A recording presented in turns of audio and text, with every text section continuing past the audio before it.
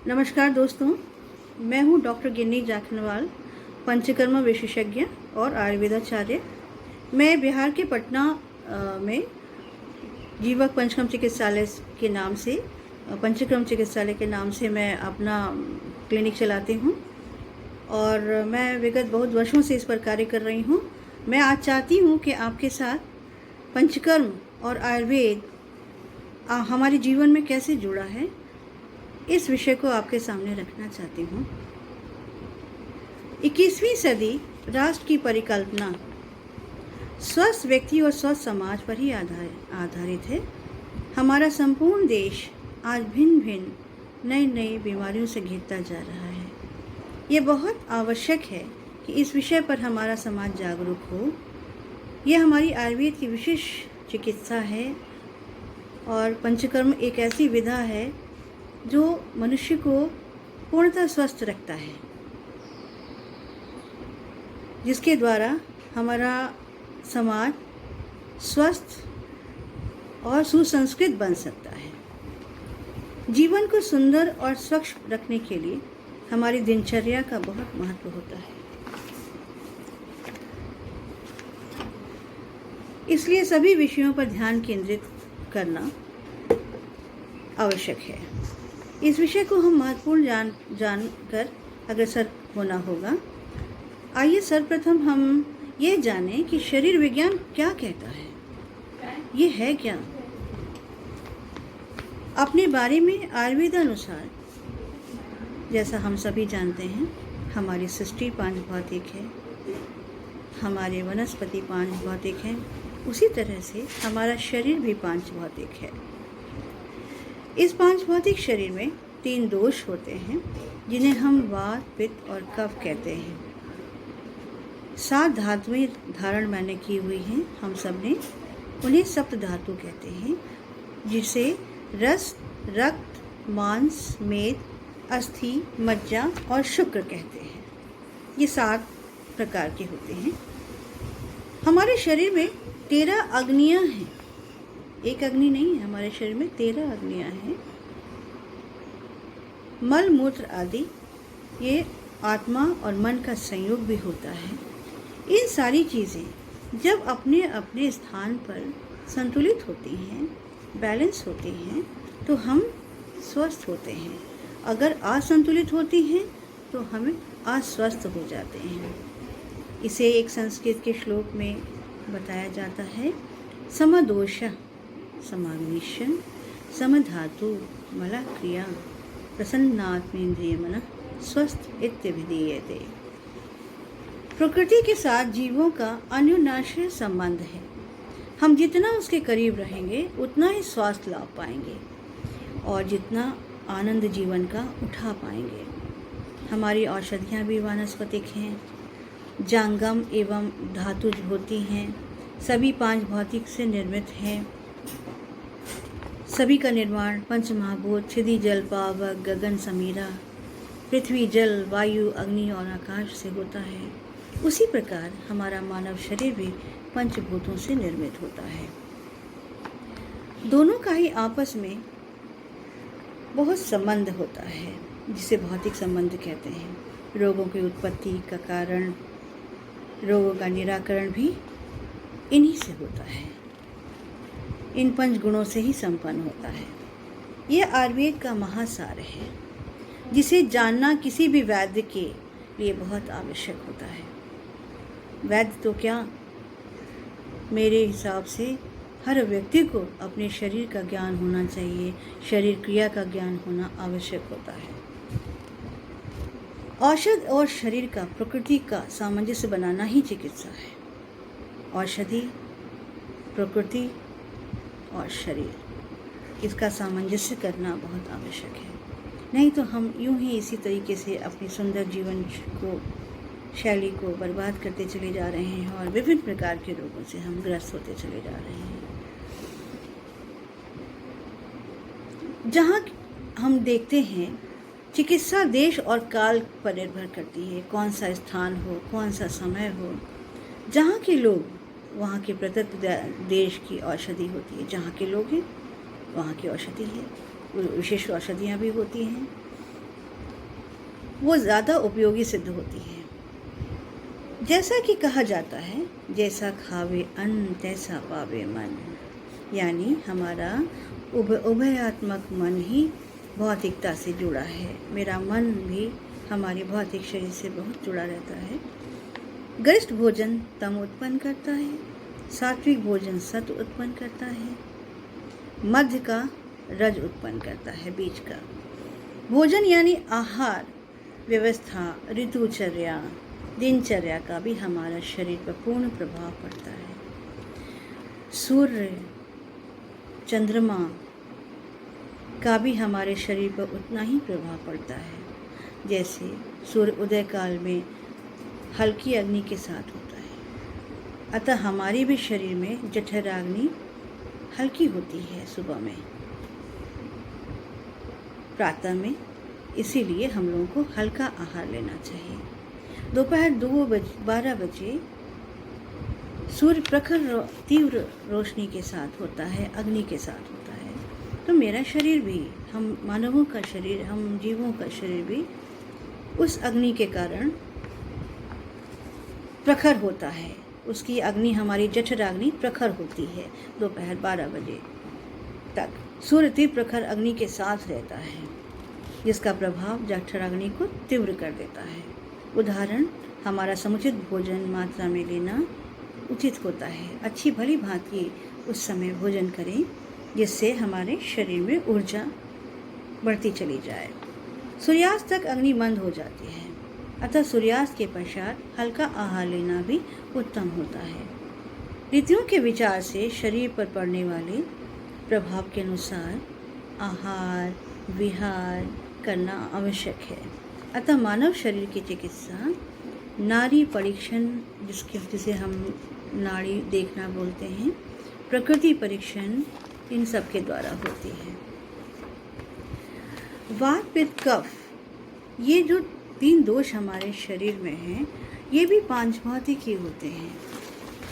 ये भौतिक दोष, वात पित्त कफ और शरीर के पांचभौतिक जो हमारी रचना है, इन दोनों का साम्यावस्था में रहना और बैलेंस बना के रखना, ये हम अपने आयुर्वेदानुसार कर सकते हैं। उनकी चिकित्सा 2 रूपों में होती है। एक होती है शोधन और एक दूसरे को कहते हैं शमन। ये 2 प्रकार की चिकित्सा आयुर्वेद में बताई गई है। शमन अर्थात शमन चिकित्सा होती है जो औषधियों के द्वारा हम चिकित्सा करते हैं रोगों की और शरीर की।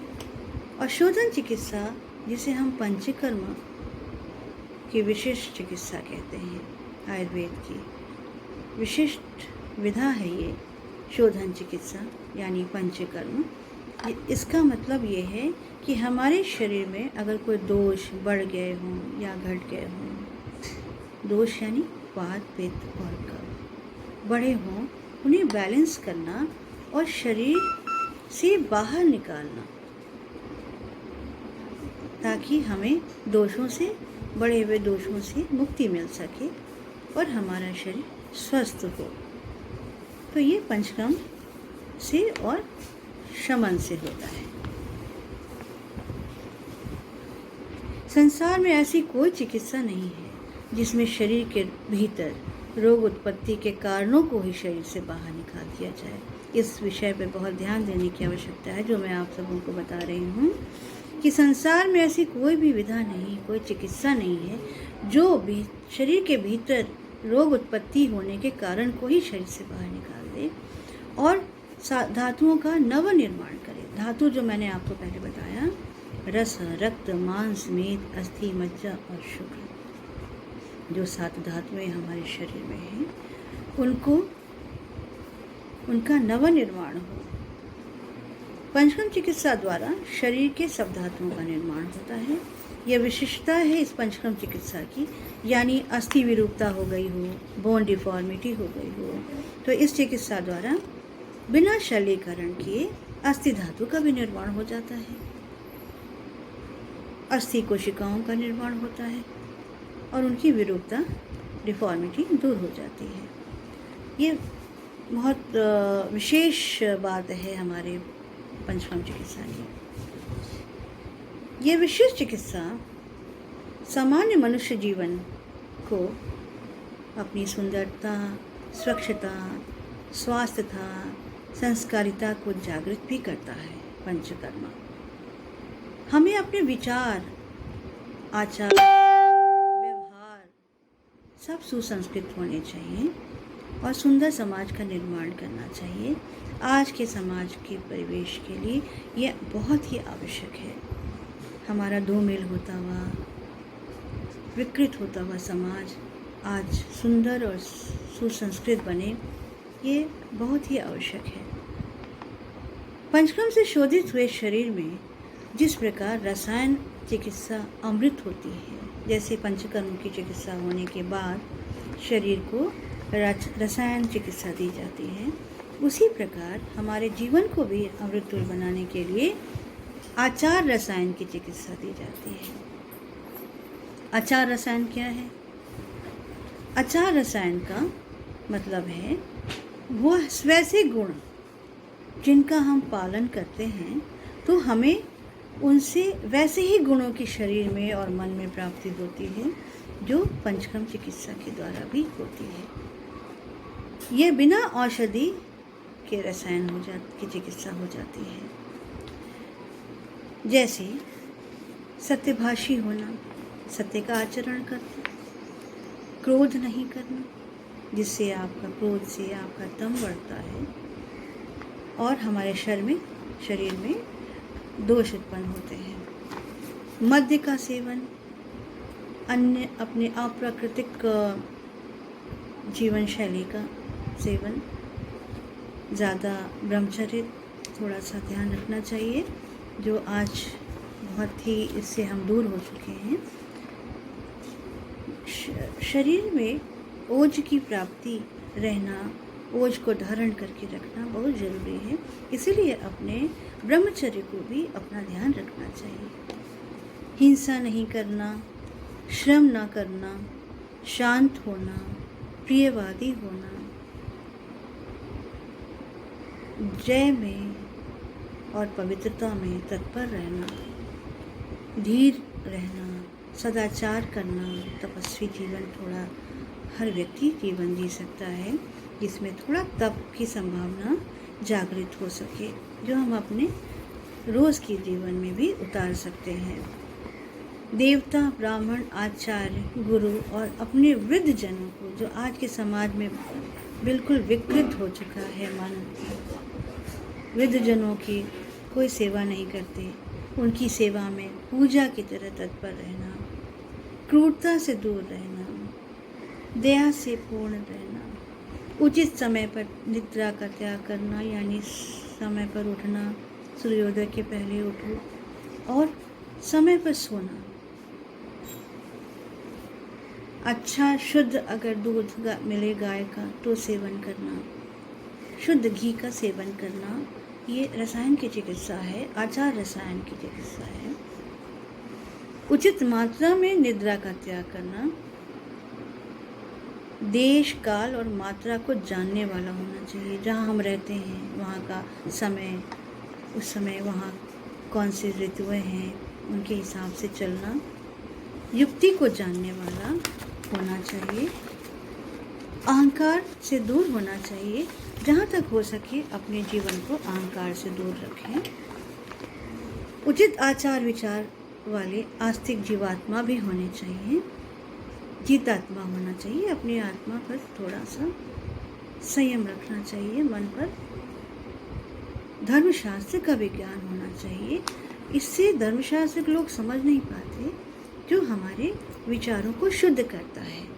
कैसे पंचकर्म शरीर को शुद्ध करता है, वैसे ही हमारे अच्छे पुस्तकें, अच्छे शास्त्र भी हमें हमारे जीवन को और मन को स्वच्छ करते हैं, साफ करते हैं। इन गुणों से युक्त व्यक्ति रसायन गुणों से पूर्ण हो जाता है, वो उन्हें रसायन चिकित्सा की प्राप्ति हो जाती है। उसी प्रकार दिनचर्या, ऋतुचर्या और रसायन चिकित्सा में अपनी महत्वपूर्ण भूमिका निभाते हैं। स्वास्थ्य का पालन करते ही किसी भी व्यक्ति के लिए स्वास्थ्य का संरक्षण प्राप्त होता है।